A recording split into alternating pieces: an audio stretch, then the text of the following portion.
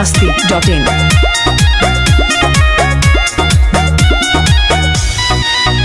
बानी सबसे झकास हम अपना क्लास में लइका करेलो समार बैठे खाती पास में। हे बाबू बानी सबसे झकास हम अपना क्लास में लइका करेलो समार बैठे खाती पास में। सभे करेला बड़ाई हम केने केने जाई केहू कहे अमर पाली केहू लूलिया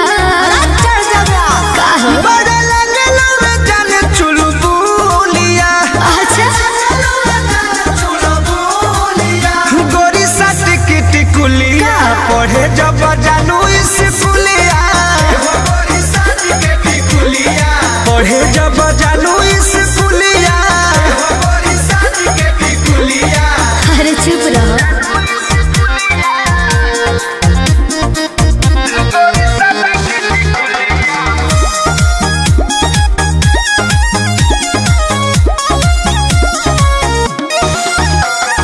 ट्यूशन में मिशन लही कन के बा हमारा बतावे के घड़ी में सभे देखेला समय हमारा जाए आवे के। ये हमरा सब बुझाते है बाबू। तो का पूछता ए धन ओठ पर लगा के उठल लिया तो चले लू हिरनी वाला चलिया। ऐसा ना बका चिझना हवे जान तू ममोलिया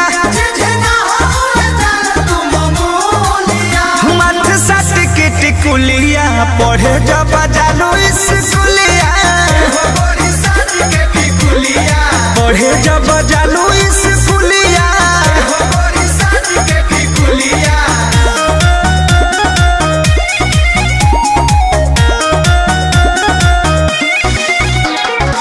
music by Arya Sharma. biharmasti.in। अरे फेरा में हमारा लागल बाड़े प्रमोद विशाल हो सोनू सुधा कर डेरा पर पूछस हाल चाल हो।